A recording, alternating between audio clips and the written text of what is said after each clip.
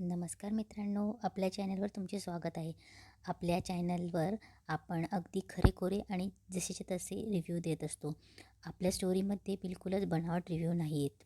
जसं तसं मालिकेमध्ये घडतं अगदी तसंच रिव्ह्यू देण्याचा आपला प्रयत्न आहे. म्हणूनच या चॅनलला नक्की सबस्क्राईब करा आणि जास्तीत जास्त लाईक करा. आणि काय झालं आहे, अचानक तुमचे व्ह्यूज अचानक कमी यायला लागले आहेत असा विचार मनात येतो आहे. पण चला, आता आपण जास्त वेळ न घेता मालिकेच्या आजच्या भागाला सुरुवात करूया. तुला जपणार आहे या मालिकेच्या आजच्या भागात आपल्याला बघायला भेटते की मंजिरी पिंजऱ्यात मनाशी बोलत असते की नाही नाही, असं नाही होऊ शकत, हे स्वप्न आहे, हे स्वप्न आहे, हे खरं नाही आहे. ती तिची बडबड करत असते. माझी शक्ती काम करत नाही आहे असं म्हणत ती तिचा कालमुख मणी घेऊन मंत्र पुटपुटत असते.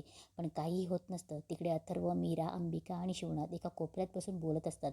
तेव्हा अथर्व शिवनाथ बोलतो की ऐका, मंजिरीची शक्ती काही तासात पूर्ण होईल.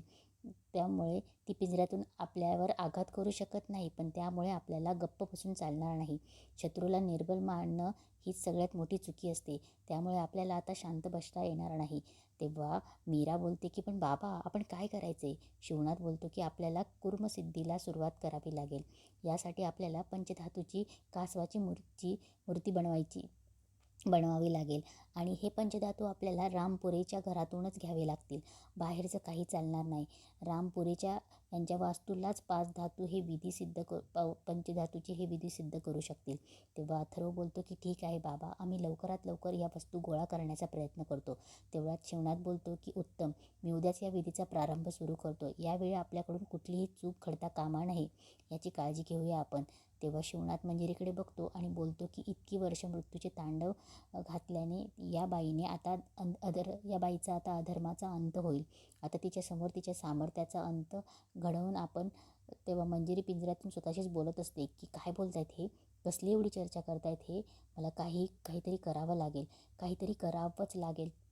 इकडे अनन्या घरी बोलत असते की दादाचा फोन नॉट रिचेबल आहे, मीरा बहिणीचा फोन लागत नाही आहे आणि आई फोन उचलत नाही आहे, कुठे गेले असतील हे. तेवढ्यात अनन्या चिंतामध्ये असते आणि बोलते की नर्मदा आत्या आणि माया सांगत होती तसं आईसोबत काही झालं तर नसेल ना. तेवढ्यात दामोदर येतो आणि बोलतो की अनन्या अनन्या, ही बातमी बघितली का? अगं, आपल्या इकडे खाडी आहे ना, तिथे एक बॉडी सापडली. तेव्हा अनन्या बोलते की काय? तेव्हा दामोदर बोलतो की अगं ऐकून तर घे ना पुढे. पण ती बॉडी नव्हती, जे कपड्यांच्या दुकानामध्ये जो स्टॅच्यू असतो ना तो होता आणि त्याला पोलिसही फसले. तेव्हा अनन्याला खूप चिड येते. दामोदर बोलतो की काय झालं, चिडलीस का?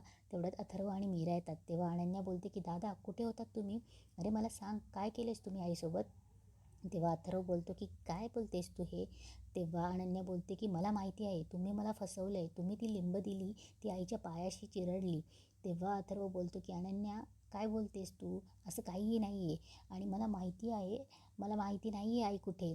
तेव्हा अनन्या बोलते की दादा आता तरी खोटं नको बोलू. तेव्हा मीरा बोलते की ते खरं बोलताय. तेव्हा अनन्या बोलते की तू शांत बस. दादा मला सांग, माझ्या आईसोबत काय केलेस?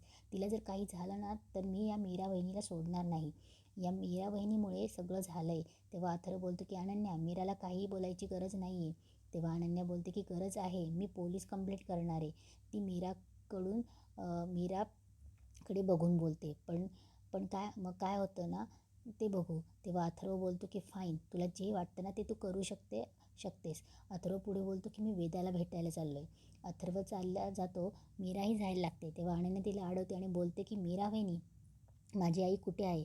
तेव्हा मीरा बोलते की अनन्याताई, मला खरंच माहिती नाही आहे. तेव्हा अनन्या बोलते की प्लीज माझ्याशी खोटं बोलू नको. सकाळपासून आई नाही आहे, तिचा फोनही लागत नाही आहे, मला खूप भीती वाटते. मी माझ्या आईशिवाय नाही राहू शकत. लहानपणापासून मला आईसोबत लागते. सांग ना कुठे आहे आई? मीराला काही समजत नसतं. मीरा एकदम गप्प असते. तेव्हा अनन्या बोलते की तुला सांगून काय उपयोग? तुझ्या आईचं दुःख काय कळणार गं, कारण तुझी आई तर तू लहान असतानाच गेली ना. तेव्हा मीराला वाईट वाटतं. मीरा जायला लागते. तेव्हा अनन्या बोलते की थांब, एक गोष्ट लक्षात ठेव, जर माझ्या आईला काही झालं आणि त्याच्यामागे जर तुझा हात असेल ना तर मी तुला सोडणार नाही. मीराला रडायला येत असतं आणि मीरा तिथून निघून जाते. इकडे मंजिरी पिंजऱ्यातून शिवनाथला आवाज येत असते. शिवनाथ, ए शिवनाथ, अरे लांब काय बसलाय, जवळ बस. घाबरलास का मला? घाबरलास? अरे तू घाबरलास, ही भीती आहे भीती. तुला काय वाटलं, तू पिंजऱ्यात कैद केलं म्हणजे विजयी झालास? अरे माझ्यासमोर राहण्याची ही भीती आहे. तुला तुला काय वाटलं पिंजऱ्यात कैद केलं म्हणजे झालं? हिंमत असेल ना तर मला या पिंजऱ्यातनं बाहेर काढ, मग कळेल कोणामध्ये किती सामर्थ्य आहे. शिवनाथ तिच्या शब्दांवर हसत असतो. तेव्हा मंजिरी बोलते की मी अजूनही तुझ्यापेक्षा वरचढ आहे. तेव्हा शिवनाथ हसतो आणि बोलतो की त्यावेळी तू वरचढ असशील, पण आता नाही. आता सिद्धी प्राप्त केली आहे मी, घाबरत नाही मी तुला. तेव्हा मंजिरी हसते आणि बोलते की सिद्ध पुरुष आहेस तू.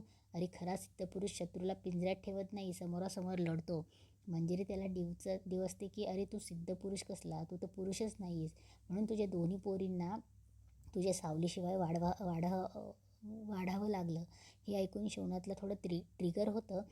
मंजिरी पुढे बोलते, अरे तुझ्या पोरी दुसऱ्याच्या दारात वाढल्या आणि तू मात्र जगाला सत्याच्या गोष्टी शिकवत राहिलास. अरे स्वतःच्या मुलीचं आयुष्य घडवता आलं नाही तुला आणि जगाला वाचवायला निघालास. मंजिरी शिवनाथला ट्रिगर करत असते. तेव्हा शिवनाथ चिडतो आणि बोलतो की मंजिरी. तेव्हा मंजिरी मनात बोलते की युक्ती काम करते. ये शिवनाथ ये, हा पिंजरा उघड. तेव्हा शिवनाथ तिच्या जवळ जातो आणि जोरजोरात हसायला लागतो. शिवनाथ बोलतो की तुला काय वाटलं तुझ्या या क्षुद्र खोट्या अभिनयाला मी फशी पडेल? मी उघड उघड उघड हा पिंजरा. शिवनाथ जोरजोरात हसतो आणि बोलतो की अगं इतकी वर्ष माणसांवर तुझी कपटी मायावी जाळं फेकत आलीस, पण एक गोष्ट विसरलीस.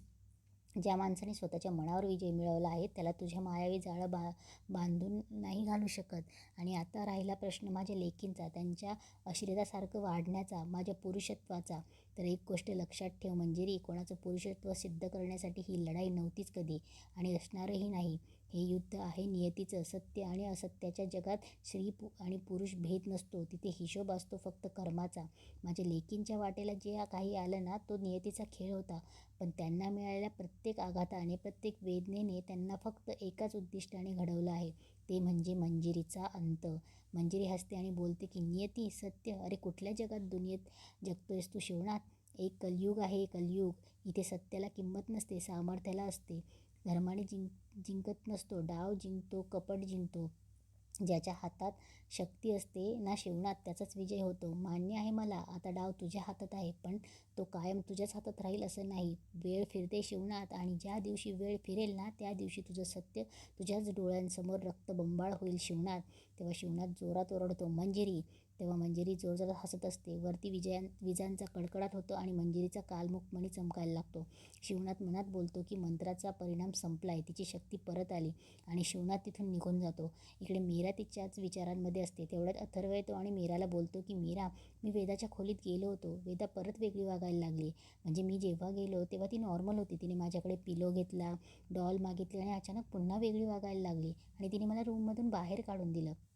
तेव्हा मीरा शांत होते आणि बोलते की बाबा म्हणाले होते ना की 12 तासाचा तो असर राहणार आहे. वेदा आपली राहणार आहे फक्त 12 तासच. तेव्हा अथर्व बोलतो की हो, पण ती मंजिरी पिंजऱ्यात असताना काही करू शकत नाही, हेही बाबा म्हणाले होते. तेव्हा मीरा बोलते की ते आहे, पण आपल्याला सावध राहावं लागेल ना. आपण पटकन ते पंचधातू लवकरात लवकर गोळा करूया. अथर्वही बोलतो की ठीक आहे, करूयात. इकडे मंजिरी इकडे तिकडे बघत असते आणि मनाशी बोलते की शिवनाथ हा मला सोडून बाहेर कसा गेला? कदाचित त्याला खात्री आहे की माझ्याकडे शक्ती असूनही मी त्याचा वापर नाही करू शकत. तेव्हा मंजिरी बोलते की नाही, मला काहीतरी करावंच लागेल, काहीतरी करावंच लागेल. तेव्हा अचानक तिचं लक्ष तिच्या हाताकडे जातं. तिला आठवतं की तिच्या हातावर मार्जेरीने एक रेघ ओढलेली असते आणि तिचं रक्त खाली पडत असतं. तेव्हा मंजिरी बोलते की माझं रक्त मी बाहेर पाडू शकते आता. तेव्हा मंजिरी स्वतःशीच बोलते की मार्ग आहे, अजून सगळं काही संपलेलं नाही आहे. दुसऱ्या दिवशी किचनमध्ये अंबिका आणि मीरा असतात. तेव्हा अंबिका बोलते की मीरा, काल अनन्या तुला उगाचच बोलली नाही, नक्कीच त्या मायाने तिचे कान भरले. तेव्हा मीरा बोलते की असू शकतं. तेव्हा अंबिका बोलते की नाही, नक्कीच भरलेत. तेव्हा मीरा बोलते की ताई, आपल्यासाठी ते महत्त्वाचं नाही आहे, तुलाही माहीत आहे आपल्यासाठी काय महत्त्वाचं आहे ते. तेव्हा अंबिका बोलते की बरोबर आहे तुझं, उगाच त्या मायाच्या विषयामुळे आपली दिशाभूल व्हायला नको. मीरा डब्यामध्ये ते धातू गोळा करून त्याला लाल फडक्याने बांधत असते आणि अंबिकाशी बोलत असते. तेवढ्यात अनन्या तिथे येते आणि मीराचा हात पकडते. तेव्हा मीरा घाबरते. अनन्या बोलते की हे कुठे घेऊन चाललीस तू, सांग तुझा प्लॅन काय आहे, खरं सांग. तेव्हा मीरा बोलते की अनन्याताई काय करतायत, हात सोडा माझा, हे सगळं समजवण्यासाठी माझ्याकडे वेळ नाही आहे. तेव्हा अनन्या बोलते की तुझ्याकडे कधी वेळ असतो गं, माझ्या आईच्या विरोधात काळी जादू करायला चाललीस ना तू, त्यासाठीच या लाल कपड्यात भांडी घेऊन चाललीस ना. मीरा बोलते की तसं काही नाही आहे, जाऊ द्या मला. तेव्हा अनन्या बोलते की मी कुठेच जाऊ देणार नाही आहे, माझ्या आईचा प्रश्न आहे, तिच्यासोबत मी काही होऊ देणार नाही.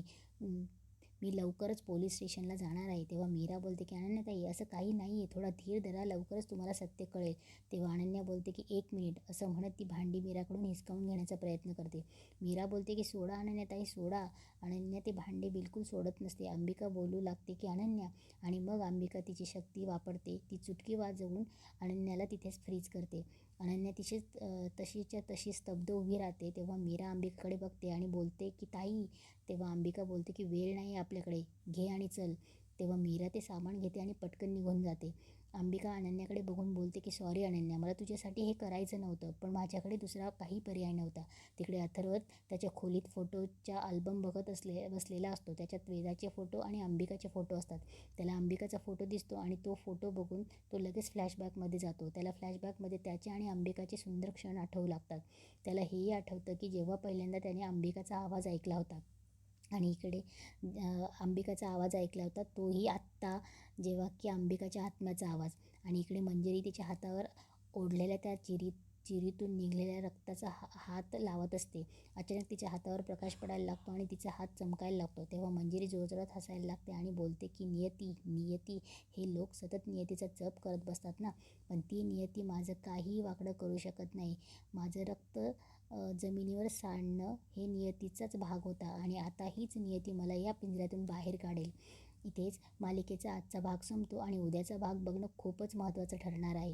आता मंजिरीच्या हातावरचं रक्त नेमकं काय कमाल दाखवणार. आणि इकडे मीरा अंबिकाकडून एक वचन मागून घेते. तू वेदाच्या बाबांना दिसायला हवीस. अंबिका तिला वचन देऊन मोकळी होते. आणि आता ही मालिका बघणं खूप रंजक ठरणार आहे, कारण अथर्व हळूहळू फ्लॅशबॅकमध्ये अंबिकाच्या आठवणींमध्ये रमायला लागला आहे. आता तो पुढे जाऊन अंबिकाला स्वीकारणार की मीराला, हे पाहणं खूप उत्सुकतेचं ठरणार आहे.